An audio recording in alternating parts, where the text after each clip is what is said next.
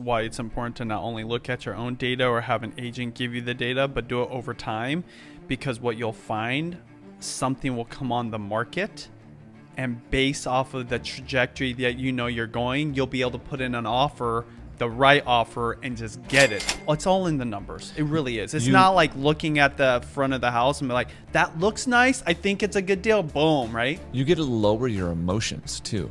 Investors, they're emotional. Home buyers, emotional. So great. If I'm tracking the data and I'm using the data and I'm using my criteria, I can lower my emotional barrier to purchase, which just makes it easier. That's why the data matters. Bonus stuff for data points that you can track. Building permits. Your local county, your local city has to tell you the level of building permits. You can also go in and you can get copies of the number of development applications that's being submitted. You can figure out the amount of available building lots. Okay, if you're in an area and there's thousands of building lots available, well, that might affect prices negatively. If you're in an area and there's a few hundred and it's a large, city and there's 60,000 people that live there, well, that means prices are going up. Foreclosure rate. Track the foreclosure rate for the city you're looking in, for the county. Track the number of bankruptcies. If you see bankruptcies start to rise dramatically, pause, take a breath.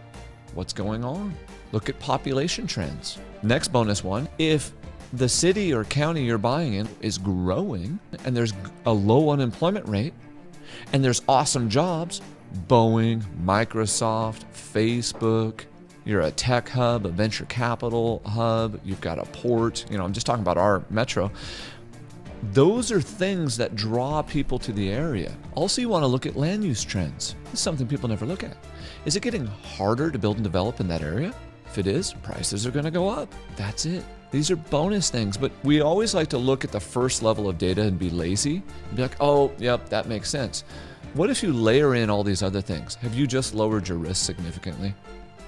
Yeah, and you're going to be able to pinpoint your market's trajectory versus national headlines. Bingo.